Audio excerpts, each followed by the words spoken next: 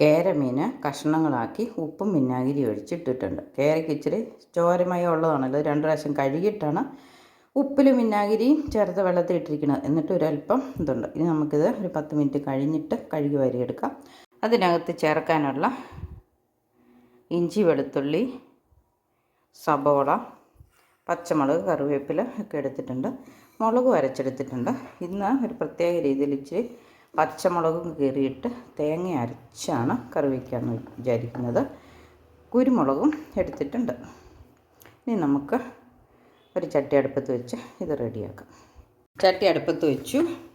വെള്ളം പെട്ടെന്ന് പറ്റി ചൂടായി വരാൻ വേണ്ടിയിട്ട് വെള്ളം ഉണ്ടായിരുന്നു, ഒന്ന് തുടച്ച് കളഞ്ഞത്. നമുക്ക് ഗ്യാസ് ലാഭിക്കാമല്ലോ. ഇനി ഇതിലേക്ക് എണ്ണ ഒഴിച്ച് കൊടുക്കാം. കടുക്, ഉലുവ ഇതിട്ടും കൊടുക്കാം.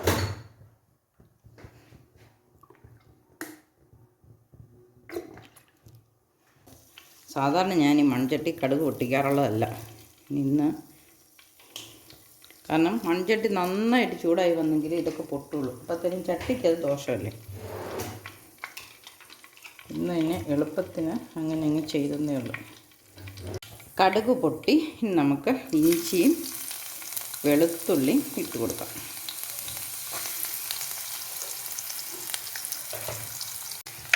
ഇതൊന്ന് മൂത്ത് വന്നിട്ടുണ്ട്. അളവൊക്കെ കുറഞ്ഞില്ലേ, ഇട്ടതിൻ്റെ പകുതി എന്ന് പറഞ്ഞ പോലെ ഒന്ന് ഒതുങ്ങി വന്നിട്ടുണ്ട്. അപ്പോൾ എണ്ണയ്ക്ക് നല്ല ഇഞ്ചിയുടെ വെളുത്തുള്ളിയുടെ ടേസ്റ്റൊക്കെ പിടിച്ചിട്ടുണ്ട്. ഇനി നമുക്ക്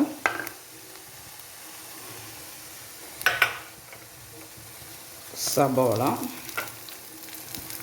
ഇതിപ്പം തേങ്ങ അരച്ച് വെക്കുന്നത് കൊണ്ടാണ്. അല്ലെങ്കിൽ നമ്മൾ തന്നെ മുളകിട്ട് പുളിയിട്ട് വെക്കുന്നതിനാണെങ്കിൽ ഇങ്ങനെ സബോള ചേർക്കില്ല.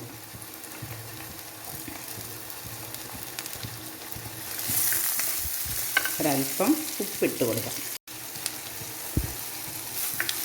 ഇനി കീറി വെച്ചിരിക്കുന്ന 4 മുളക്,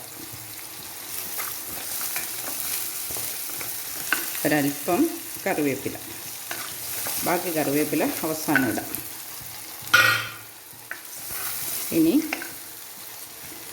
അല്പം മഞ്ഞൾ പൊടി, ഒരു അല്പം മുളക് പൊടിയും ഇടുന്നുണ്ട്. തേങ്ങയും പച്ചമുളകൊക്കെ ഉണ്ടെങ്കിലും ഒരല്പം മുളക് പൊടിയും കൂടി ചേർക്കാം. കാശ്മീരി മുളക് പൊടിയാണ്, ഒരു കളറിന് വേണ്ടിയിട്ട്. ഒത്തിരി ചുമന്നല്ല കേട്ടോ ഈ കറി ഇരിക്കണേ. ഇത് നമുക്ക് ചപ്പാത്തിക്കോ അപ്പത്തിനോ എന്തിനു വേണേലും കൂട്ടാൻ പറ്റുന്ന പാകത്തിനുള്ള ഒരു കറിയാണ്. ഇനി നമുക്ക് പുളിയും വെള്ളവും ചേർത്ത് കൊടുക്കണം. ഇത് ഞാൻ തിളപ്പിച്ച വെള്ളമാണ്. തിളപ്പിച്ച വെള്ളം ഒഴിച്ചു കൊടുത്തു. ഇനി കുടംപുളി ഇട്ട് കൊടുക്കാം. കുടംപുളി ഇട്ട് കൊടുക്കാം. ഇതിന് കുടംപുളി തന്നെ വേണമെന്ന് നിർബന്ധമില്ല കേട്ടോ. മൂത്ത തക്കാളിക്കായോ ഇലിമ്പിക്കായോ ഒക്കെ നമുക്ക് പുളിക്ക് ചേർക്കാം. വാളംപുളി ചേർക്കുന്നവരും ഉണ്ട്. ഇനി നമുക്ക് മീനിട്ട് കൊടുക്കാം. പുളി ഒന്ന് തിളച്ച് അതിൻ്റെ പുളിയൊക്കെ ഒന്ന് ഇറങ്ങിയിട്ടുണ്ട്, മുളകൊക്കെ ഒന്ന് വാടിയിട്ടുണ്ട്. ഇനി നമുക്ക് മീനിട്ട് കൊടുക്കാം.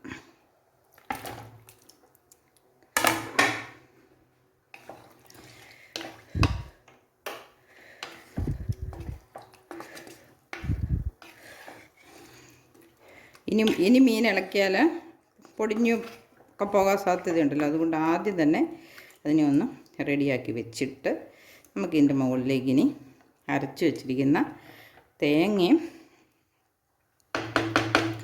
അല്പം ഉള്ളിയും ചേർത്തതാണ്. അതും കൂടെ ചേർത്തു. മഞ്ഞൾ ചേർത്ത് തേങ്ങയും ഉള്ളിയും കൂടെ അരച്ചത്.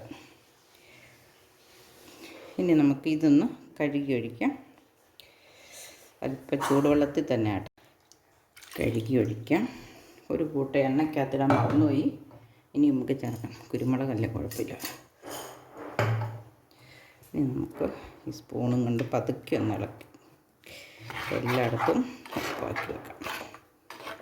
അപ്പോൾ ഈ കറിയുടെ നിറം കണ്ടപ്പോൾ തന്നെ നിങ്ങൾക്ക് തോന്നുന്നില്ലേ ഇത് അപ്പത്തിനും ചപ്പാത്തിക്കും ഒക്കെ കൂട്ടാൻ പാത്രമാണ്. പൊറോട്ടയ്ക്കോ എന്തിനു വേണേലും കൂട്ടാം ഈ മീൻ കറി.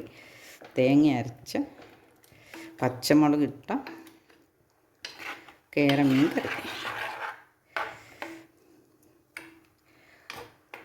ഇത് മീനൊന്നും ഒത്തിരി വേവൊന്നുമില്ല, ആകെപ്പാടെ ഒരു 20 മിനിറ്റ് കൊണ്ട് മീൻ കറി വെച്ച് കഴിയും. അപ്പോൾ ഇതൊരു 5 മിനിറ്റ് നന്നായിട്ട് തിളച്ച് കഴിഞ്ഞ് അല്പം തീ കുറച്ച് ഒരു 5 മിനിറ്റും കൂടെ വെച്ചാൽ നമുക്ക് കറി റെഡിയാക്കാം. നമുക്കുള്ളത് ഇനി കറിവേപ്പിലയാണ്, അതോടെ ചേർത്തിട്ട് മൂടി വയ്ക്കാം. തിളച്ച് വരണം. നമ്മുടെ മീൻ കറി തിളച്ച് തുടങ്ങിയിട്ടുണ്ട്. 2 മിനിറ്റ് കൊണ്ട് തിളച്ചു. ഇനി ഉപ്പിനകത്തൊരു അരമണിക്കൂർ കിടന്ന മീനായതുകൊണ്ട് ഞാൻ സവോളയ്ക്കുള്ള ഉപ്പേ ചേർത്തിട്ടുള്ളൂ. ചാറിനും ഒന്നോടെ തിളച്ച് കഴിയുമ്പോൾ നമുക്ക് ഉപ്പ് നോക്കിയിട്ട് ഉപ്പ് കുറവുണ്ടെങ്കിൽ ചേർക്കാം. ഇപ്പം കൂടെ ചേർക്കേണ്ടി വരുമായിരിക്കും. നന്നായിട്ട് തിളച്ച് വരുന്നുണ്ട്. തീ നമുക്ക് കുറച്ച് വെക്കാം. നമ്മുടെ മീൻ കറി എന്തായെന്ന് നോക്കാം. തിളച്ച് വന്നിട്ടുണ്ട്. നമുക്ക് ഉപ്പുണ്ടോ നോക്കി വേണം ഇച്ചിരി ഉപ്പ് ചേർത്ത് കൊടുക്കാം. ഒരല്പം ഉപ്പിൻ്റെ കുറവുണ്ട്, അതും കൂടെ ചേർത്ത് കൊടുക്കാം. പുളിയൊക്കെ ഇറങ്ങിയിട്ടുണ്ട്.